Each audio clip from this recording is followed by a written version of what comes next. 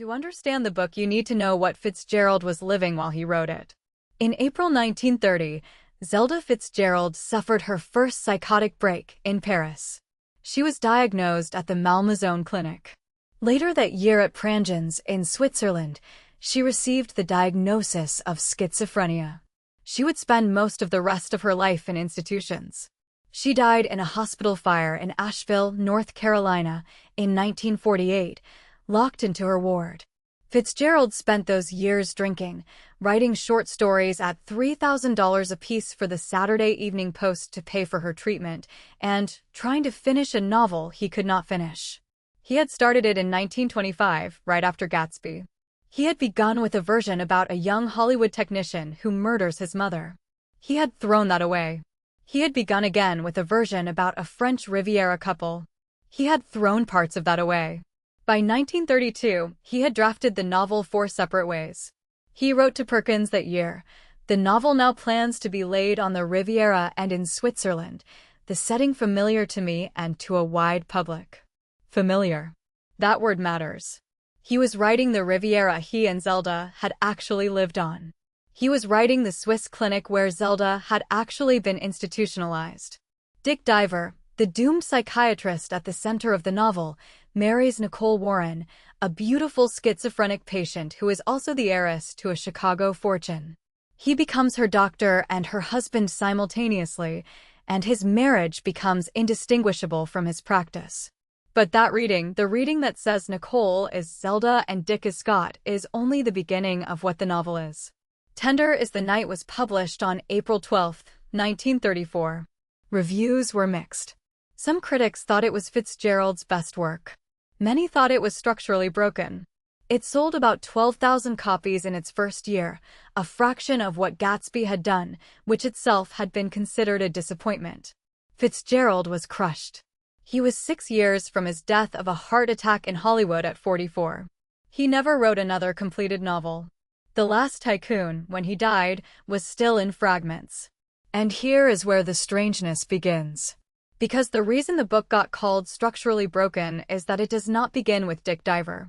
It begins with a young American actress named Rosemary Hoyt, who arrives at a Riviera beach in 1925 and falls in love with a beautiful, glittering couple, Dick and Nicole Diver, at the height of their charm. She thinks they are the most enchanting people she has ever seen. Only later, Book 2, does the novel flash back 7 years to show us how Dick met Nicole in the Swiss clinic, how their marriage began under the sign of her illness, how the golden couple was in fact built on a psychiatric relationship. And in Book 3, we watch the golden couple dissolve. Dick's competence falls apart. He drinks. He fails. Nicole recovers, precisely as Dick fails, because she was drawing her stability from him the whole time, and when there is nothing left to draw, she is finally strong. Dick vanishes into a series of smaller and smaller American towns, sending Christmas cards from a place called Batavia, New York. Then Lockport. Then Geneva. And then nothing. The novel closes with Nicole receiving no more letters. Dick has become a rumor. And here's what the standard reading of that structure misses. Fitzgerald did not open with the beach in 1925 by accident. He opened there because the whole moral horror of the book depends on our first seeing Dick and Nicole through the eyes of a 19-year-old girl who has no idea what she is looking at. Rosemary sees a golden couple. We are meant to see a golden couple. And then, 300 pages later, we look back at that opening scene and we understand exactly what Rosemary was watching. She was watching a psychiatrist and his patient perform charm at the edge of a collapse. That is the argument of Tender is the Night. That is why it works. That is why the flashback structure is not a flaw, it is the whole point. Gatsby is a diamond. Tender is the Night is what happens when a man tries to write his own dissolution and lets the wound stay open. Gatsby is the American myth pressed into 200 pages so hard it becomes symbolic. Tender is the myth from inside, unedited.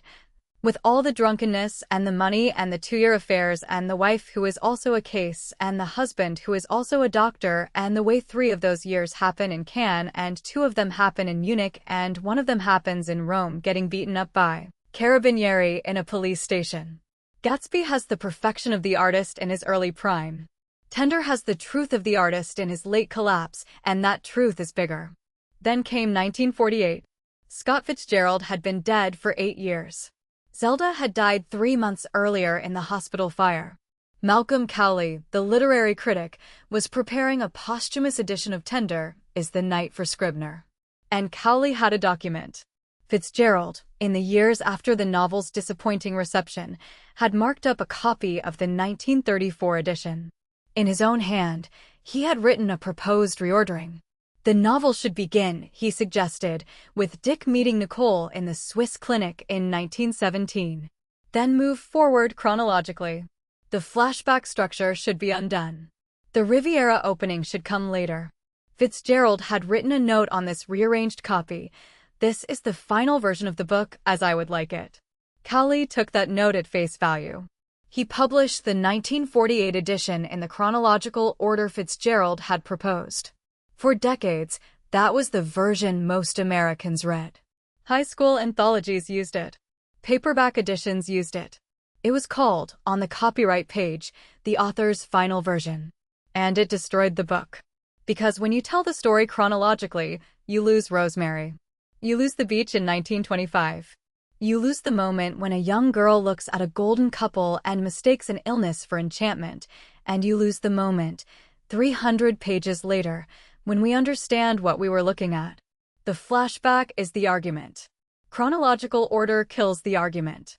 Matthew Bruccoli, the great Fitzgerald scholar, spent much of the 1950s and 1960s arguing this point. He restored the 1934 order in his 1951 edition. Most modern serious editions, the Cambridge University Press edition, the Everyman, the Modern Library restore the 1934 version now. But the chronological version is still floating around in used bookstores. If you find a Tender is the Night in a Goodwill for $2, check which one you're holding. If book 1 is a Swiss clinic in 1917, put it back. Read the 1934 version. Read the one Rosemary opens. Read the one where the wound stays open. Read the one Fitzgerald finished when he was still alive to defend it, and not the one Cowley published when he was in the ground and could not answer back. Tender is the Night is not a well-behaved book. It sprawls. It doubles back. It has whole chapters about a party and can that have almost no plot function and enormous emotional weight. It is the novel of a man who used up 9 years and 17 drafts trying to tell the truth about his own life, while his wife was in a clinic and his talent was going. Gatsby is a masterpiece of restraint. Tender is the Night is a masterpiece of exhaustion. And the exhaustion is a subject only one American novelist ever wrote from the inside, because it took him. If this changed how you think about Fitzgerald, subscribe. We break down the most important books ever written, one argument at a time. New video every week. And if this was worth 10 minutes of your life, hit like. It helps the channel more than you think.